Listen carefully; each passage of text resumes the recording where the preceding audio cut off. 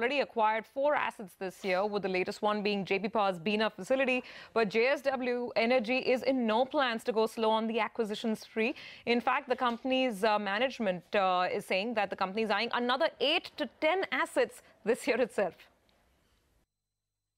It's about 50,000 odd.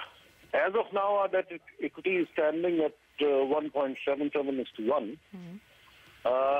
And I expect that post this acquisition, it will be slightly better, if not at this number.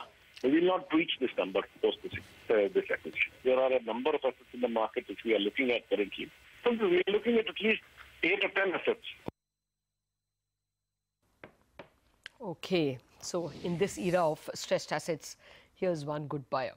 What will be the impact on JSW Energy itself? Anisha Jain is here to tell us what the brokerages have made of this buying spree. Anisha. Well, yes, I'll start with Ambit, which maintains the sell call on JSW Energy with a target price of 74 per share.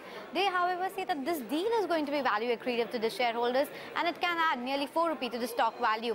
Now, in terms of the key positive coming out of this deal, they say that the exposure that JSW Energy has to the merchant sales will come down to the 50% levels, and that, as per them, is the key positive.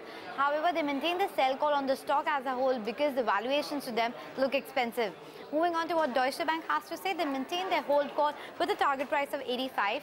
They say that the price of this deal looks reasonable given the fact that it is at a discount of nearly 15 to 20% to the replacement cost. Also, they say that though it doesn't seem like that Bina would be very highly accretive to their earnings in the near term, it remains a long-term positive. On the balance sheet side, they are not very perturbed. They say that it won't be a drag on the balance sheet as of now, though it might just limit the opportunities in terms of making any other further acquisitions. Now, we had a word with the management earlier in the day who said that the plant load factor at which Bina currently running is low due to the overall subdued power demand in that region, but they plan to bring it back to the 80-85% levels. Also, they say that the debt of the book on the books is close to around 15,000 crores. Debt equity is nearly 1.77 times, and they do not see it stretching beyond this comfortable level.